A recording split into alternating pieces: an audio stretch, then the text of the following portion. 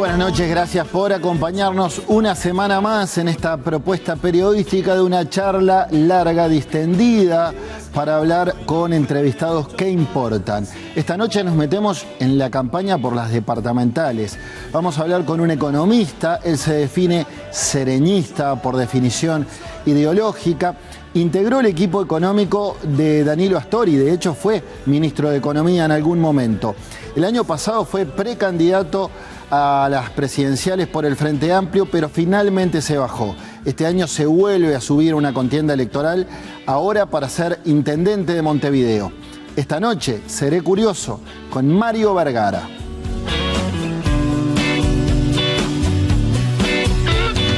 Días como hoy es imposible empezar a olvidarte. Mario, ¿cómo andás? Muy bien, un gusto estar nuevamente por aquí. Es cierto, te hemos tenido anteriormente en este programa. Economista desde el año 87, contador desde el año 90, pero ¿cómo entró la política en tus planes? Antes entró militando desde la época licial, en el marco de la dictadura, que bueno, uno a veces queda condicionado por los grupos de amigos que tiene, ¿no? Sobre todo ahí en la adolescencia. Y bueno, éramos un grupo de amigos donde una compañera en particular era la que tenía más claridad y más vínculo en el terreno político y bueno, nos fuimos adentrando en militancia de las cosas que se podían hacer en aquella época. Obviamente hubo alguna militancia de cara, por ejemplo, a las elecciones internas del 82, que militamos por el voto en blanco, pero previamente, año 81, 82, militábamos juntando firmas contra el examen de ingreso de la universidad. Mirá vos. Algo que ahora quizás los jóvenes escuchan y dicen, bueno, es una cosa trivial. Primero, ni se les pasa por la cabeza que haya examen de ingreso. Segundo, que sea complicado juntar firmas, casa por casa. Bueno, en aquel momento ese tipo de militancia podía implicar serios problemas para la gente, ¿verdad? De hecho, hubo compañeros nuestros que fueron apresados en esa época y sufrieron una cárcel muy dura durante casi 2 años. Me llama la atención que tus inicios fueron en el Partido Comunista. Así es. Porque el que te conoce hoy, desde hace un tiempo a esta parte, no te asocia para nada con el comunismo. Bueno, probablemente también hay que entender que ha habido... época, ¿no? Exacto, que ha habido cambios en el mundo y en los partidos, ¿verdad?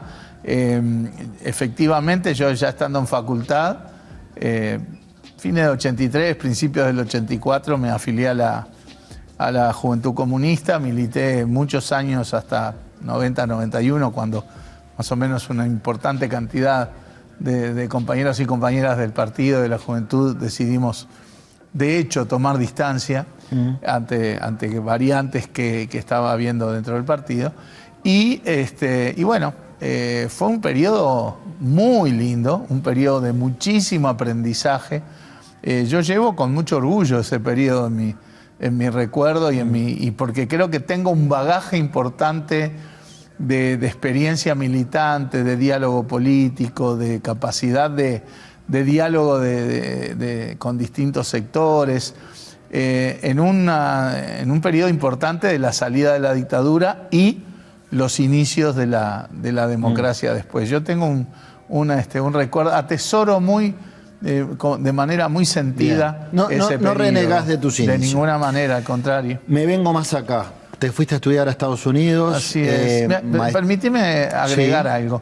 En aquella época tuve, por circunstancias medias fortuitas, que me estaba por recibir y bueno, estaba trabajando a nivel del frente con los directores frenteamplistas de entes autónomos, que en aquel primer gobierno de Sanguinetti hubo 6 directores. Yo trabajaba, obviamente, trabajando en el Banco República, cercano al contador Juan Jung, el recordado Juan Jung.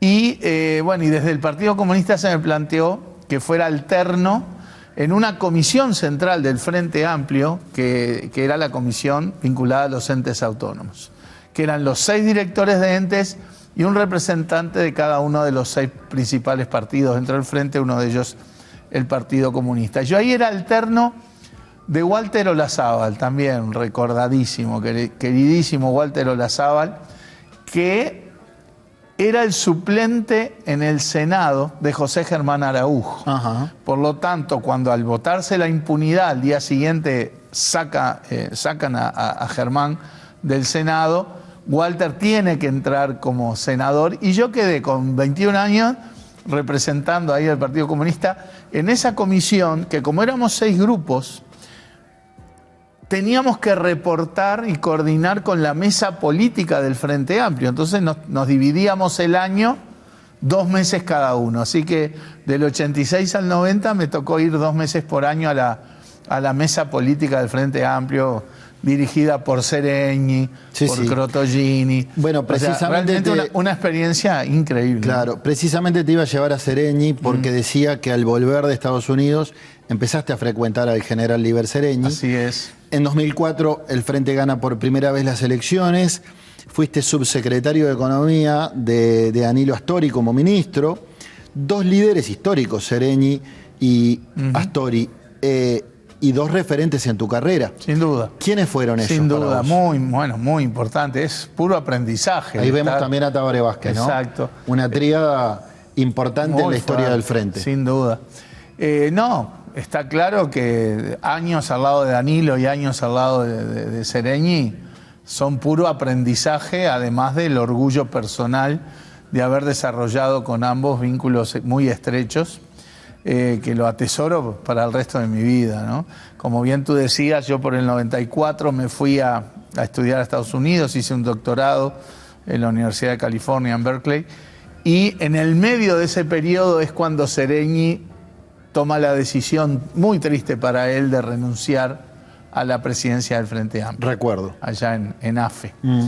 Y recuerdo, bueno, haber dicho en aquel momento, bueno, cuando vuelvo a Uruguay, al lugar donde voy a ir a recalar es al centro de estudios que había generado Seregni, que se llamaba Centro de Estudios Estratégicos 1815, que Seregni lo hizo al salir de la presidencia con la convicción de que el Frente Amplio iba a ser gobierno y que tenía que llegar lo más preparado posible al gobierno. Mirá vos. Y a partir de allí, sí, a mi retorno del año 98, fui al Centro de Estudios. Quien me fue a buscar para ir al Centro de Estudios fue Walter Olazábal nuevamente. Mirá, de nuevo. Y sí, generamos con Seregni un vínculo muy estrecho hasta sus últimos días. Mario, hay economistas como Ignacio Muncho, titular de Ceres, que han dicho que los 16 años de crecimiento económico son un mito. Los 16 años en su mayoría con el Frente Amplio. Y que desde 2015 el crecimiento se frenó. No es tampoco el único que lo sostiene. ¿Es así? ¿Son un mito o son realidad los 16 años de crecimiento económico? No son un mito, los números no indican que sea un mito. La mejora en la calidad de vida de la gente durante 10, 11 años creo que atestigua el aumento salarial, el aumento de jubilaciones, el aumento de las políticas sociales, las mejoras empresariales, atestiguan que hubo una década o quizá un poquitito más de una década en donde hubo un crecimiento real a una tasa importante y que se aprovechó ese crecimiento no solo para la necesaria redistribución, es decir, que todos los compatriotas de alguna manera nos apropiemos de ese crecimiento, sino para hacer un conjunto importante de reformas. Lo que sí es cierto es que desde 2015, 2016 a la fecha, ese crecimiento se detuvo bastante. Se desaceleró. Muchísimo. Tenemos una década en donde el crecimiento promedio apenas supera el 1%. Es cierto que hubo problemas en el medio, como el caso de la pandemia, pero aún así, la dinámica de la economía uruguaya de 2015 en adelante se debilitó bastante por diversas razones, algunas propias del Uruguay, otras vinculadas a la evolución de las variables internacionales. Eso es real y es uno de los desafíos que tiene planteado el Frente Amplio hoy, ¿no? Cuando uno escucha al equipo económico hoy queda claro que el primer punto en el que se aterriza es en el de redinamizar el crecimiento económico. Bien, ahora más allá de ir por el crecimiento, y Odone en eso es lo viene diciendo desde hace mucho tiempo, que Uruguay debe crecer más. me da la impresión que la política macroeconómica no se discute, que es una política de Estado. Hay algunos objetivos. ¿Dónde comienza eso? Sí. ¿Comienza en el gobierno de Jorge Valle? Yo ¿O creo comienza que con el Frente Amplio? siempre hubo discusiones, ¿no?, sobre el rol de las variables macroeconómicas, pero creo que la real percepción de la... Porque esto no es que lo sepan los partidos políticos o los economistas o los jerarcas de gobierno. Esto es que haga carne en la población.